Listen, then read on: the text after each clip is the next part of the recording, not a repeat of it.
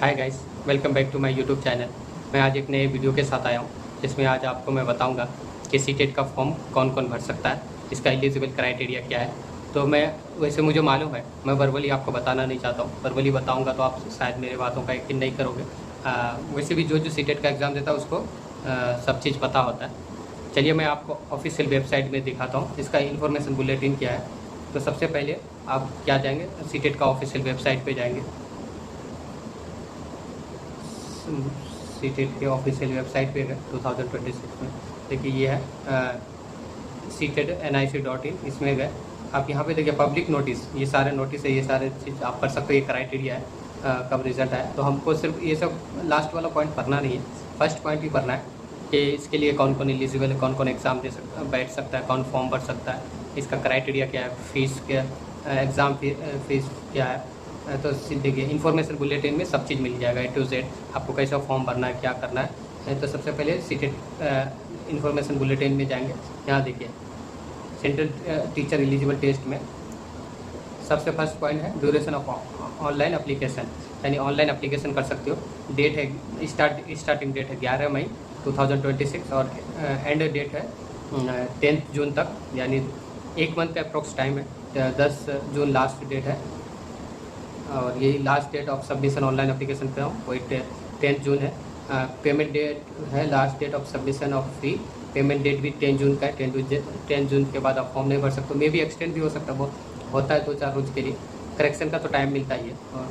और देखो exam date of examination 6 सितंबर है, संडे को है।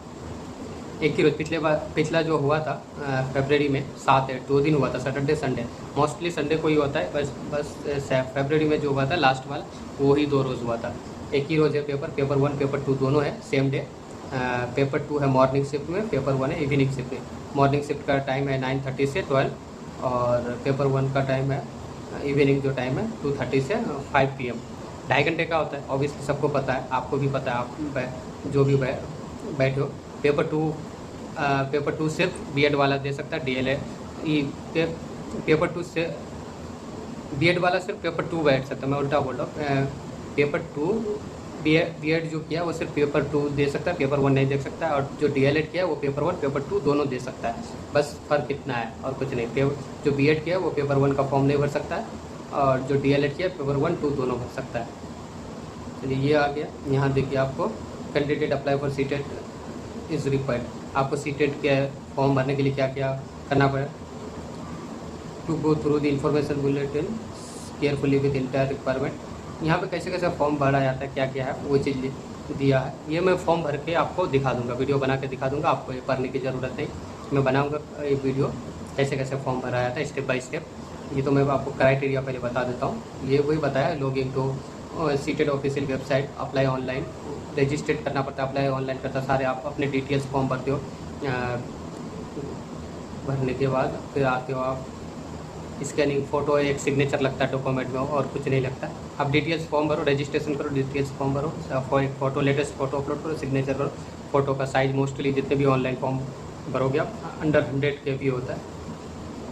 अब देखो यहाँ पे आपको मेन है ये पता होना चाहिए कि सीटेट का फॉर्म भरते हो तो फीस कितना है, फॉर्म फीस कितना है। जनरल वाले के लिए, जनरल या OBC वाले के लिए 1000 है। पेपर एक सिंगल पेपर का भरोगे फॉर्म, या पेपर 1 का भरो तब भी 1000 देना पड़ेगा, पेपर 2 का भरोगे तब भी 1000 भरना पड़ेगा। अगर दोनों चूज़ करते हो, आप दोनों फॉर्म दे रहे हो, DLED किए हुए फॉर्म 1 फॉर्म 2 तो दोनों भर रहे हो, ये पेपर 1 पेपर 2 दोनों के लिए भर रहे हो तो आपको 1200 लगेगा। अगर आप जनरल कैटेगरी से बिलोंग करते हो, अगर SC से बिलोंग करते हो तो एक पेपर का दोगे, या पेपर 1 या पेपर 2 तो उसमें 500 आपको लगेगा।